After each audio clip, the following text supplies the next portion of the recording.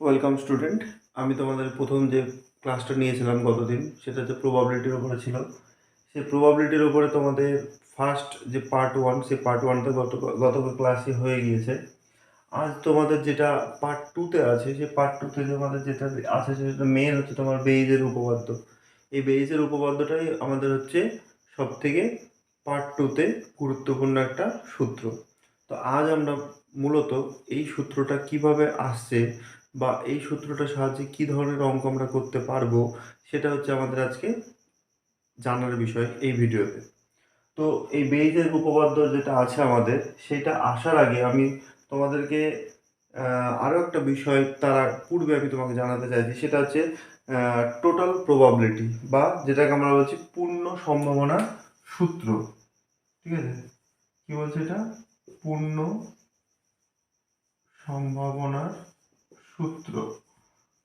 পূর্ণ সম্ভাবনার সূত্র, যা আমরা বলছি কি, যে দি ল অফ টোটাল প্রবাবিলিটি। ঠিক আছে, টোটাল প্রবাবিলিটি,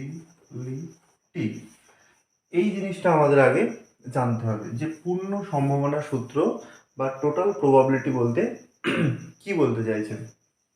তো দেখো, আমাদের যদি এরকম একটা র্যান্ডাম এক্সপেরিমেন্ট করার পরে আমরা যদি এরকম একটা বড় এস, অর্থাৎ যেটাকে আমরা বলছি ইভেন্ট স্পেস, এরকম যদি বড় একটা ইভেন্ট স্পেস পাই, এবং এই ইভেন্ট স্পেসগুলোর মধ্যে যদি তুমি টুকরো টুকরো অনেকগুলো ইভেন্ট কল্পনা করো, ধরো এটা E1 একটা ইভেন্ট, E2 একটা ইভেন্ট, E3 একটা ইভেন্ট, এবং ডট ডট ডট ডট করতে করতে EN একটা ইভেন্ট। তো এস একটা র্যান্ডম এক্সপেরিমেন্ট করার পরে একটা আমরা স্যাম্পল স্পেস পেয়েছি। সেই স্যাম্পল স্পেসের মধ্যে E1 E2 E3 dot dot করতে করতে EN এতগুলো ইভেন্ট বা ঘটনা কিন্তু আমরা পেয়েছি। এবারে দেখা যাচ্ছে এর বাইরেও আরও একটা ঘটনা তুমি পাচ্ছ। সেই ঘটনাটা তুমি নাম দিচ্ছ কি? এ। আরও একটা ঘটনা পাচ্ছ, যে ঘটনার নাম দিচ্ছ এ। এই ঘটনাটা এমন একটা ঘটনা, যে ঘটনাটা E1 এর সঙ্গে জড়িত, E2 সঙ্গে জড়িত, E3 সঙ্গে জড়িত, ডট ডট করতে করতে EN এর সঙ্গে জড়িত। তাহলে আমরা কি পাবো? যে তাহলে এখানে এ ইন্টারসেকশন E1, কারণ এই ঘটনা তো E1 এর সঙ্গে জড়িত। তারপরে এখানে এ ইন্টারসেকশন E2, একই রকমভাবে A intersection E3, dot dot করতে করতে এ ইন্টারসেকশন EN। এই যে আমরা এর সঙ্গে টোটাল যতগুলো এক্সপেরিমেন্ট আমাদের ইভেন্ট নিয়েছিলাম, প্রত্যেকটা ইভেন্টের সঙ্গে এ ইভেন্ট কি হচ্ছে, একটা ওতপ্রোতভাবে কি হলো, জড়িয়ে গেল। তখন এই ইভেন্ট, এই যে এ ইভেন্ট, এই ইভেন্টের যদি তোমাকে প্রবাবিলিটি বের করতে বলে, তখন তুমি কি করবে?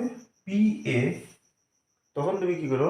P A equal to probability of A সমান probability of E1 into probability of A slash E1 plus probability of E2 probability of A slash E2 plus probability of E3 probability of A slash E3 plus dot dot dot dot একদম কতদূর? n পর্যন্ত, মানে probability of En probability of A slash En। এই যে APA মানে probability of A পেলাম কোন কোন ইভেন্টের সাপেক্ষে? না, তো E1 থেকে EN ইভেন্টের সাপেক্ষে আমরা এই আকারে লিখতে পারলাম। তাহলে এই যে রূপ, এই রূপটার নামই হচ্ছে কি আমাদের টোটাল প্রবাবিলিটি, বা যেটাকে আমরা বলছি পূর্ণ সম্ভাবনার সূত্র, বা the law of total probability. তাহলে এইটাকে তুমি আরো সংক্ষেপে কিভাবে লিখতে পারবে? দেখা যাচ্ছে সামেশন i ইকুয়াল টু 1 থেকে n, এখানে তুমি করে দিলে প্রবাবিলিটি অফ EI আর probability of A slash EI। দেখো এখানে i এর মান তুমি যদি 1 বসাও, তাহলে probability of E1 probability of A slash E1 মানে এটা পাচ্ছ। i এর মান 2 বসালে probability of E2 probability of A slash e two, এভাবে কত দূর যাচ্ছে আমরা এন সংখ্যক পর্যন্ত এখানে এন করা হলো। এবার তোমাদের মাথায় একটা জিনিস প্রশ্ন জাগতে পারে যে তাহলে এই জিনিসটা আমরা কোথা থেকে পেলাম। দেখো এই যে প্রবাবিলিটি অফ এ, দেখো এই প্রবাবিলিটি, এর প্রবাবিলিটি, এর প্রবাবিলিটি, এর প্রবাবিলিটি, প্রত্যেকটা কিন্তু কি অবস্থায় আছে, ইন্টারসেকশন অবস্থায় আছে, এবং প্রত্যেকটা কিন্তু মিউচুয়ালি কি এক্সক্লুসিভ বা মিউচুয়ালি পৃথক আর কি, বিচ্ছিন্ন। তাহলে তুমি যদি এর প্রবাবিলিটিটা একটু লেখো, তাহলে probability of A intersection e one, আমরা গতকালের ক্লাসে কন্ডিশনাল প্রবাবিলিটি পড়েছিলাম, সেই কন্ডিশনাল প্রবাবিলিটিটা তুমি যদি লেখো probability of A slash e one, তাহলে এটার পরিবর্তে আমরা কি লিখেছিলাম যে probability a intersection e one by probability of কি লিখেছিলাম ই ওয়ান। ভালো করে লক্ষ্য করে দেখো, তাহলে ঠিক এই জায়গাটায় আমরা কোনাকুনি গুণ অবস্থায় কি লিখতে পারবো যে probability of A slash e one into probability of e one. তাহলে এই টোটাল প্রবাবিলিটিটা কি হচ্ছে, এর প্রবাবিলিটি প্লাস এর প্রবাবিলিটি প্লাস এর প্রবাবিলিটি ডট ডট করে এর প্রবাবিলিটি সব যোগ আকারে আছে। সেই জন্য তোমার এইটার প্রবাবিলিটি তুমি কোনটা লিখলে, এইটা লিখলে, তারপরটা এইটার একই রকমভাবে probability e two a slash e two, এইভাবে কিন্তু আমাদের চলতে থাকবে। এবার তোমাদের যদি এই জিনিসটা একটা আর একটা উদাহরণের সাহায্যে আমি দেখাই, তাহলে একটু ভালো বুঝতে পারবে। ধরো তোমার একটা তুমি পাত্র নিয়ে নিলে, ঠিক আছে, একটা পাত্র তুমি নিয়ে নাও, দুটো পাত্র,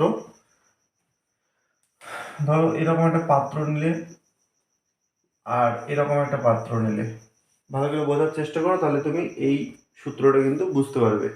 প্রথম পাত্রে ধরো তোমার লাল বল আছে 4টে আর কালো বল আছে তোমার 3টে, আর পরের পাত্রে লাল বল আছে 2টো আর কালো বল আছে তোমার 4টে। দুটো পাত্র আছে, একটা পাত্রে লাল বল 4টে, কালো বল 3টে, আর একটা পাত্রে লাল বল 2টো, কালো বল হচ্ছে 4টে আছে।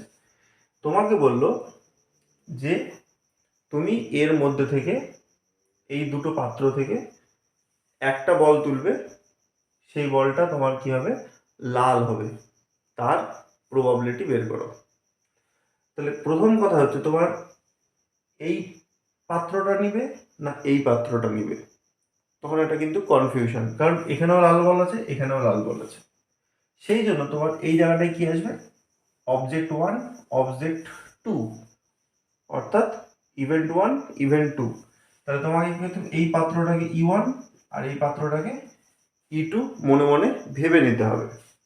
আর এই যে আমি সূত্রতে এ করছিলাম, এই এ হবে কি, লাল বল হবার ঘটনা, বুঝতে পারো। এবার প্রথম পাত্রটা নির্বাচনের ঘটনা হচ্ছে ই ওয়ান আর দ্বিতীয় পাত্রটা নির্বাচনের ঘটনা হবে ই টু। তাহলে প্রবাবিলিটি অফ ই ওয়ান সমান প্রবাবিলিটি অফ ই টু সমান কত হবে, 2। দুটোর মধ্যে একটা, দুটো পাত্র আছে, তাহলে প্রথম পাত্রটা নির্বাচন হওয়ার সম্ভাবনা কি, দুটো ইভেন্ট স্পেসে দুটো পয়েন্ট আছে, এই পাত্র আর এই পাত্র, তার মধ্যে এই পাত্র নির্বাচন হওয়ার ঘটনা 1/2, সেম এটারও তাই। এবারে যদি আমরা লাল বল হওয়ার ঘটনা দেখব, কখন, এ স্ল্যাশ ই ওয়ান, অর্থাৎ প্রথম পাত্রের ক্ষেত্রে বলটি লাল হওয়ার ঘটনা। তাহলে প্রথম পাত্রে মোট কতগুলো বল আছে, 4টে আর 3টে 7টা, 7টা বলের মধ্যে লাল বল কটা আছে, 4টে, তাহলে 4/7। আবার দ্বিতীয় পাত্রের ক্ষেত্রে লাল বল হওয়ার ঘটনা কি দেখব, দুটো লাল বল আছে, মোট 2 আর 4 6টা বল, তাহলে 1/3।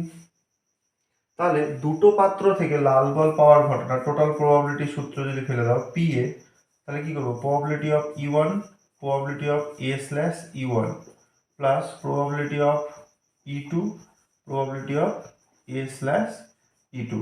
এবার তুমি মানগুলো বসিয়ে দাও, প্রবাবিলিটি অফ ই ওয়ানের মান হাফ, তাহলে এক কাজ করো, এখানেও হাফ এখানেও হাফ, হাফ কমন নিয়ে নাও। এ স্ল্যাশ ই ওয়ানের মান কত, 4/7, এখানে 4/7 বসিয়ে দাও, আর এখানে 1/3 বসিয়ে দাও। তাহলে তুমি যদি এটা ক্যালকুলেশন করো, তাহলে কত হচ্ছে, হাফ ইন্টু এখানে 21 লসাগ হলো, তাহলে 3 4 12, আর এখানে হচ্ছে তোমার 7, অর্থাৎ 19। বাই 21 দুগুণে কত হতো 42। অর্থাৎ দুটো পাত্র থেকে উদ্দেশ্যহীনভাবে যে বলটা তোলা হবে সেই বলটা লাল হওয়ার ঘটনার সম্ভাবনা কত হবে 19/42। এই ছিল আমাদের সম্পূর্ণ মানে সম্ভাবনার সূত্র। আচ্ছা, এবারে আমরা শিখব যে এই বেইজ থিওরাম। তো বেইজ থিওরাম শেখার আগে আমাদের যেমন এইটা দরকার, ঠিক ওই রকমভাবে আরেকটা জিনিস দরকার, সেটা আমাদের জানতে হবে। সেটা কি? এই একই রকম জিনিস এখানে আমরা কি করলাম, একটা স্যাম্পল স্পেসকে আমরা E1 E2 En dot dot এভাবে ভেঙে দিলাম। এবার দেখা যাচ্ছে তোমার একটা এরকম বড় একটা স্যাম্পল স্পেস আছে, সেই স্যাম্পল স্পেসকে তুমি কি করছো, অনেকগুলো পার্টিশনে ভাগ করছো। ধরে নাও অনেকগুলো পার্টিশনে ভেঙে দিলাম। একটা ইভেন্ট স্পেস আছে, সেই ইভেন্ট স্পেসের তুমি নাম দিলা এস। এবার এই ইভেন্ট স্পেসের মধ্যে অনেকগুলো ছোট ছোট ইভেন্ট আছে। ধরো এটা তোমার A1 ইভেন্ট, এটা তোমার A2 ইভেন্ট, এটা তোমার A3 ইভেন্ট, এরকমভাবে ডট ডট করে চলছে। ডট ডট করে চলতে চলতে লাস্ট ইভেন্ট হচ্ছে তোমার AN। তাহলে এই ইভেন্ট স্পেসটাকে ভাঙলে আমরা এতগুলো ইভেন্ট পেলাম। এবারে আমাদের এই ইভেন্টগুলো এক একটা হচ্ছে কি, টোটাল যে ইভেন্ট স্পেস আছে তার এক একটা পার্টিশন মানে দেখা যাচ্ছে তোমার এই পেনটা আছে, সেই পেনটা তুমি খাপটা খুলে নিলে বা এখান থেকে তুমি ভেঙে দিলে, তাহলে কি এই পেনের এই অংশটা হচ্ছে এই পুরো পেনের একটা অংশ। এই পেনের এই অংশটাতে আমরা যদি এখান থেকে কেটে ফেলি, তাহলে এই অংশটা হবে পুরো পেনের একটা অংশ বা একটা পার্টিশন। ঠিক ওইরকমভাবে এত বড় একটা ইভেন্ট স্পেস আছে, সেই ইভেন্ট স্পেসের মধ্যে এইটা একটা পার্টিশন, এইটা একটা পার্টিশন, এইটা একটা পার্টিশন, এটা একটা পার্টিশন, এভাবে ডট ডট করতে করতে এন সংখ্যক পার্টিশন বা এন সংখ্যক ঘটনা আছে। তাহলে এখানে বলতে চাইছে প্রথম শর্ত 1 নম্বর, যে প্রত্যেকটা partition A1 A2 A3 dot dot dot dot AN এরা পরস্পর কি হবে, বিচ্ছিন্ন হবে। পরস্পর কি হবে, বিচ্ছিন্ন হবে, প্রথম শর্ত। 2 নম্বর শর্ত হচ্ছে এরা কিন্তু এক্সহস্টেড হবে, মানে যেটা আমাদের টোটাল প্রবাবিলিটির ক্ষেত্রে আমাদের কাজে লাগবে, মানে A1 union A2 union A3 union dot dot dot AN সমান সমান কি পেয়ে যাও S। প্রথমত প্রত্যেকটা পার্টিশনের সঙ্গে বিচ্ছিন্ন। 2 নম্বর বলছে যতগুলো পার্টিশন আছে সব পার্টিশনগুলো তুমি যদি ইউনিয়ন করো, তাহলে টোটাল কাকে পেয়ে যাবে, ইভেন্ট স্পেসকে পেয়ে যাবে, এটা বললো। আর 3 নম্বর বলছে এই প্রত্যেকটা ইভেন্টের তো এক একটা প্রবাবিলিটি আছে। A1 এর একটা প্রবাবিলিটি আছে, A2 এর একটা প্রবাবিলিটি আছে, A3 এর একটা প্রবাবিলিটি আছে, কারণ এই ইভেন্ট স্পেসের মধ্যে এরা এক একটা ঘটনা। তাহলে প্রত্যেকটা ঘটনার কিন্তু এক একটা কিন্তু আমরা কি পাবো, প্রবাবিলিটি পাবো। মাথায় রাখতে হবে সেই প্রবাবিলিটির মানটা কি হবে, গ্রেটার ইকুয়াল টু 0 হবে। অর্থাৎ কখনোই এই প্রবাবিলিটির মানটা কিন্তু নেগেটিভ হবে না। ব্যাস এইটুকু কনসেপ্টকে কাজে লাগিয়েই কিন্তু আমরা কোথায় যাব, এই বেইজ থিওরেমে যাব। বেইজ থিওরেমে কি বলছে, কোনো একটা ইভেন্ট স্পেস সেটা যদি আমাদের এস হয়, সেই এস ইভেন্ট স্পেসকে আমরা এরকমভাবে ছোট ছোট এন সংখ্যক ইভেন্ট বা এন সংখ্যক পার্টিশনে যদি ভেঙে দিই, এবং প্রত্যেকটা পার্টিশন যদি নিজেদের মধ্যে কি হয়, পরস্পর বিচ্ছিন্ন হয়, এবং সেই পার্টিশনগুলোর ইউনিয়ন যদি করি, তাহলে যদি আমরা ইভেন্ট স্পেসকে আবার ফিরে পাই, এবং প্রত্যেকটা পার্টিশনের প্রবাবিলিটি যদি গ্রেটার ইকুয়াল টু 0 হয়, তাহলে এদের মধ্যে থেকে আবার এই এই এআই মানে A1 A2 A3 dot dot dot AN এদের মধ্যে যে কোনো একজনের সাপেক্ষে কোনো একটা ঘটনার প্রবাবিলিটি আমরা বের করতে পারবো। যে সূত্রের সাহায্যে, সেটা হচ্ছে আমাদের বেইজের উপপাদ্য। দেখো এখানে বলছে, তোমাদের বইয়েও তোমরা দেখতে পারো, এখানে বলছে যদি আমরা n সংখ্যক এরকম নন এমটি ইভেন্টস নিই, যেগুলো আমরা বলছে প্রত্যেকটা পার্টিশন এক একটা স্যাম্পল স্পেসের হয়, এবং A1 A2 AN এগুলো হচ্ছে পেয়ার ওয়াইজ ডিসজয়েন্ট মানে পরস্পর বিচ্ছিন্ন, and A1 union A2 union dot dot AN এর এস এর সঙ্গে সমান হবে। হ্যাঁ, এবার বলছে এদের মধ্যে থেকে যদি কোনো একটা ইভেন্ট ধরে নাও এই A1 A2 A3 dot dot dot AN, এদের মধ্যে কোনো একটা ইভেন্ট তুমি তাকে নাম দিলা কি ক্যাপিটাল A। বলছে if A is any event of non zero probability, যদি A একটা নন জিরো প্রবাবিলিটি সম্পন্ন কোনো ইভেন্ট হয়, এ এই A1 A2 A3 dot dot dot AN এর মধ্যে কোনো একটা নন জিরো ইভেন্ট হয়, তাহলে তাহলে কি বলছে, তাহলে বলছে এর যে প্রবাবিলিটি, এই এ প্রবাবিলিটির সাপেক্ষে এই যে কোনো একটা প্রবাবিলিটি, অর্থাৎ probability of AI slash A, probability of AI slash A, এই মানটা তখন তুমি কি লিখতে পারবে বাই আকারে probability of AI into probability of A slash AI, probability AI into probability of A slash AI, এবং নিচে হয়ে যাবে তোমার ওই যে তোমরা প্রথমে আমি যে টোটাল প্রবাবিলিটি সূত্রটা শেখালাম সেইটা, অর্থাৎ I ইকুয়ালস টু 1 থেকে n পর্যন্ত probability of AI into probability of A slash AI।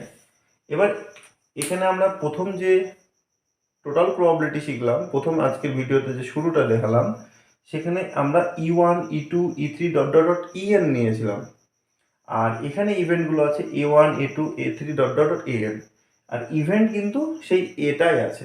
তাহলে সেই নিচে দেখো আমাদের যে জিনিসটা বসেছে সেই জিনিসটা আর কিছুই না, যে টোটাল প্রবাবিলিটি শিখলাম সেই জিনিসটা, আর এখানে এই A1 A2 dot dot dot AN এতগুলো ইভেন্টের মধ্যে তুমি যে ইভেন্টের প্রবাবিলিটি বের করতে চাইছো সেইটা হচ্ছে তোমার এই AI, মানে টোটাল প্রবাবিলিটির ক্ষেত্রে যেটা আমরা E1 E2 E3 করছিলাম সেটাই হচ্ছে আমাদের এই প্রবাবিলিটির অংশ। তো এই জিনিসটা তুমি যদি কোনো একটা অঙ্কের সাহায্যে দেখো তাহলে তোমাদের বুঝতে কিন্তু আরো সুবিধা হবে। তো সেইটার কথা মাথায় রেখে তোমাদের বইয়ের একদম যে প্রথম অঙ্কটায় যদি দেখো, বেস থিওরামের উপর যে 2-এর প্রথম অঙ্ক আছে, যে বলছে দেখো দেখতে একই রকম তিনটি বাক্স, সাদা কালো বলের সংখ্যা নিম্নরূপ। তিনটে বাক্স আছে, তিনটে বাক্সতে সাদা কালো বল কিরকম আছে সেটা তোমাকে কিন্তু এখানে বলে দিয়েছে। সেইটা যদি একটু দেখো তাহলে বুঝতে পারবে। বলছে সাদা কালো তিনটে বাক্স আছে, আচ্ছা প্রথম বাক্স, দ্বিতীয় বাক্স আর তৃতীয় বাক্স, এইরকম তিনটে বাক্স তোমার কিন্তু আছে। বলেছে প্রথম বাক্সতে সাদা বল আছে একটি, কালো বল আছে দুটো। প্রথম বাক্সে সাদা বল আছে একটি, কালো বল আছে দুটো। পরের বাক্সে সাদা বল আছে দুটো, কালো বল আছে একটা। সাদা বল দুটো, কালো বল একটা। আর 3 নম্বর বাক্সে দুটো সাদা দুটো কালো।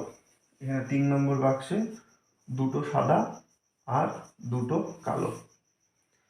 এবার বলছে আমাদের এখানে যে যথেচ্ছভাবে একটি বাক্স নির্বাচন করা হয় এবং তার মধ্যে থেকে উদ্দেশ্যহীনভাবে একটি বল তোলা হয়। তাহলে যথেচ্ছভাবে কি বলছে, একটা বাক্স তুমি নির্বাচন করছো এবং সেই বাক্সের মধ্যে থেকে কি করছো, একটা বল কিন্তু তুমি এভাবে তুলে ফেলছো।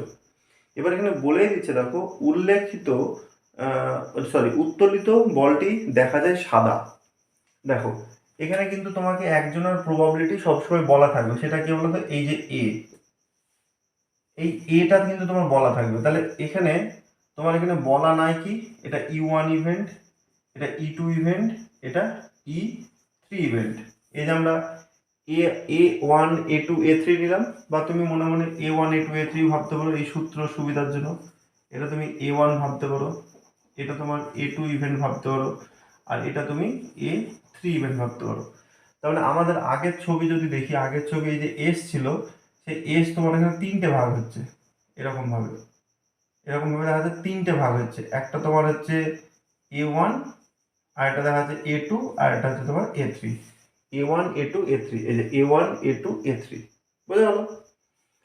এবার তুমি ভাবো প্রথম পাত্র, দ্বিতীয় পাত্র, তৃতীয় পাত্র। তাহলে প্রথম পাত্রটা নির্বাচন করবে, তিনটে পাত্র আছে, তিনটে, তাহলে তোমার ইভেন্ট স্পেসে তিনটে পয়েন্ট আছে, তার মধ্যে একটা A1 নিবে, তাহলে সেটার সংখ্যা কত হবে? 1/3। তিনটের মধ্যে একটা নির্বাচন করছো।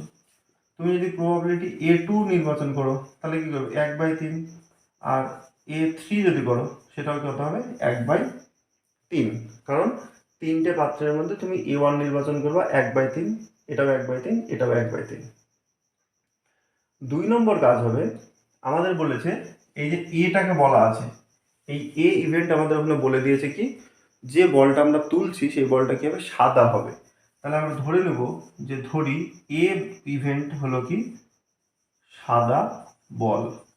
এই ইভেন্টটা কি হলো? সাদা বল। তাহলে এবার দেখো আমাকে বের করতে হবে কি, আমাকে বের করতে হবে এই জিনিসটা।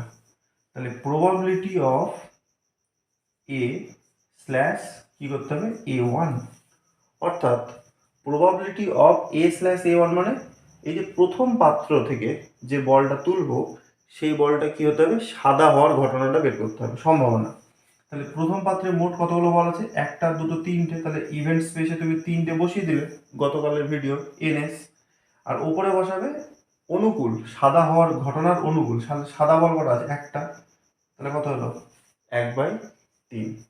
একই রকমভাবে দ্বিতীয় পাত্র থেকে যখন আমি বল তুলবো তখন সাদা হওয়ার ঘটনা দেখো, সাদা কত আছে? দুটো। আর টোটাল বল কত আছে? তিনটে। তাহলে কত হলো? 2/3। আর লাস্ট তৃতীয় পাত্র থেকে যখন তুমি তুলবে A/A3 তখন দেখো সাদা বল কটা আছে? দুটো। আর মোট বল আছে চারটে। তাহলে কত হলো? 1/2। এ অবধি ঠিক ছিল। এবার আমাদের কি বলেছে অঙ্কটায়? বলেছে যে এই যে তুমি সাদা বলটা তুলছো সেটা সেই তৃতীয় বাক্সটি নির্বাচিত হওয়ার সম্ভাবনা কত? সাদা বলটা তুমি তুলছো তিনটে পাত্র থেকে, তিনটের মধ্যে এবার ওরা চাইছে যে এই তৃতীয় পাত্রটি নির্বাচন হওয়ার সম্ভাবনা কত। তাহলে এবার দেখো তৃতীয় পাত্র মানে কি? A3। আমাদের বেইস থিওরেমে কি বলছে? AI/A। AI মানে কি? এখানে এই AI এর জায়গায় এবার কি তৃতীয় পাত্র মানে A3। তাহলে এখানে বসবে A3। আর এখানে A মানে কি? A মানে এই যে বলটা সাদা বল নির্বাচন করলে সাদা বল, সেটা হচ্ছে A। এই ঘটনাটা কিন্তু পূর্ব থেকেই ঘটে যাচ্ছে, পূর্বেই ঘটে যাচ্ছে। এই বিষয়টা তোমাকে বলেই দিবে যে সাদা বলটা যে বলটা তুলছো সেই বলটা তোমার সাদা হবে। বা কোনো অ্যাক্সিডেন্টাল কেস হলে বলে দেবে যে এটা অ্যাক্সিডেন্ট হচ্ছে, তোমাকে হয়তো বের করতে দিবে যে ট্রাকের মাধ্যমে হলো না স্কুটারের মাধ্যমে হলো নাকি তোমার ট্যাক্সির মাধ্যমে হলো, দেখবে এরকম একটা অঙ্ক আছে। তো তোমাকে বলেই দিবে আগে থেকে অ্যাক্সিডেন্ট হচ্ছে সেই ঘটনাটা A। তাহলে তোমাকে বের করতে হবে যদি এটা ট্রাক হয় তাহলে ট্রাকে হলো না ট্যাক্সিতে হলো নাকি স্কুটারে হলো, যেটা চাইবে সেটা তোমাকে এবার এই জায়গাটায় বসাতে হবে। তাহলে এখানে AI এর জায়গায় আমরা কি বসাবো? Probability of A3/A। এবার এখানে কি বসাবো? এই যেটা তোমাকে চেয়েছে এখানে সেইটাকে এখানে উল্টো করে লিখে দেবে AI/A। তাহলে এখানে কত হবে? Probability A3, probability A/A3। আর নিচে কি হবে? সবগুলো যোগফল i=1 থেকে কত? এখানে হাইয়েস্ট 3 আছে, তাহলে 3 অবধি করবে AI প্রবাবিলিটি A/AI। এবার তোমার প্রবাবিলিটি অফ A3 এর মান তুমি দেখো, প্রবাবিলিটি অফ A3 এর মান কত? 1/3। তাহলে এটা তুমি 1/3 বসিয়ে দাও। আর প্রবাবিলিটি A/A3, এই যে A/A3 মানে 1/2, এটা বসিয়ে দাও। এবার দেখো প্রবাবিলিটি A1 ইন্টু A/A1, তাহলে প্রবাবিলিটি A1, A2, A3 প্রত্যেকের সঙ্গে প্রত্যেকটাই 1/3 আছে। তাহলে 1/3 তুমি প্রথমে কমন নিয়ে নাও। তাহলে পড়ে থাকবে ভেতরে প্রথমে এইটা, তার মানে 1/3 প্লাস তারপরে পড়ে থাকবে 2/3 প্লাস তারপরে পড়ে থাকবে হাফ। এবার 1/3 কেটে গেল, উপরে থাকলো তোমার হাফ, নিচে তোমার লসাগু হলো 6, তাহলে তোমার এখানে থাকছে 2, এখানে থাকছে তোমার 4, আর এখানে থাকছে তোমার 3। তাহলে 1/2 গুণিত 6 হচ্ছে তোমার 4 আর 2 6 3 9, 4/9। তার মানে এটা কাটলে তোমার হচ্ছে 3, আর 3 দিয়ে এটা কাটলে 3, তো সমান সমান হচ্ছে কত? 1/3। অর্থাৎ অর্থাৎ যে বলটা তুমি তুলছো সেই বলটা সাদা হবে এবং সেই বলটা কোন পাত্র থেকে তুলবে? 3 নম্বর পাত্র থেকে তুলবে। এই ধরনের সম্ভাবনার মান কত দাঁড়ালো? তোমার 1/3। তাহলে আমার আর কিছুই না, বেইস থিওরেম মনে রাখার জন্য টোটাল প্রবাবিলিটিটা মনে রাখতে হবে। টোটাল প্রবাবিলিটিটা কোথায় বসছে? নিচে বসছে, হরে। দেখো টোটাল প্রবাবিলিটি যেটা সেটা তোমার নিচে হরে বসলো। আর তোমাকে মাথায় রাখতে হবে এখানে যে জিনিসটা আছে তার ঠিক উল্টো জিনিসটা এদিকে বসবে। দেখো এখানে এআই বাই এ আছে আর এখানে এ বাই এআই আছে, এটাই মজা। এখানে এআই বাই এ আছে আর এখানে এ বাই এআই আছে। আমি আরেকবার বলে দিই, প্রথমে যে টোটাল প্রবাবিলিটি বলেছি সেই টোটাল প্রবাবিলিটির ক্ষেত্রে আমরা কি করেছিলাম ইআই, আর এই অঙ্কটার ক্ষেত্রে আমরা লিখলাম এআই। বিষয়টা একই জিনিস, তুমি ইআই দিয়েও লিখতে পারো, এআই দিয়েও লিখতে পারো, তোমাদের যেটা সুবিধা হয় সেটা করবে। আর সবসময় মাথায় রাখবে এই বেইস থিওরেমের সূত্র যখনই ফেলবে তখন কিন্তু তোমাকে কোনো একটা প্রবাবিলিটি এই বলে দিবে, এই যে যতগুলো A1 A2 A3 আছে এর মধ্যে কোনো একটা ঘটনার প্রবাবিলিটির মান কিন্তু তোমাকে বলে দিবে। তো সেই বলে দেওয়া মানটাকে কিন্তু তোমাকে এখানে ইউজ করতে হবে। তো এইভাবে তোমরা কিন্তু, আমি 2 এর অঙ্কটা করলাম, এইভাবে দেখবে তোমরা 3 অঙ্ক, 3 অঙ্ক, 5 অঙ্ক, 6 অঙ্ক এবং পরপর যে অঙ্কগুলো আছে সব কিন্তু একদম সেম এই সূত্রের সাহায্যে কিন্তু হয়ে যাবে। তো দেখো কেমন লাগছে, যদি কোনো প্রবলেম হয় কমেন্টে জানাবে, আমি চেষ্টা করব পরবর্তী ভিডিওতে সেটা আমি কারেকশন করে দেওয়ার বা সমাধান করে দেওয়ার। তো ভালো থাকবে।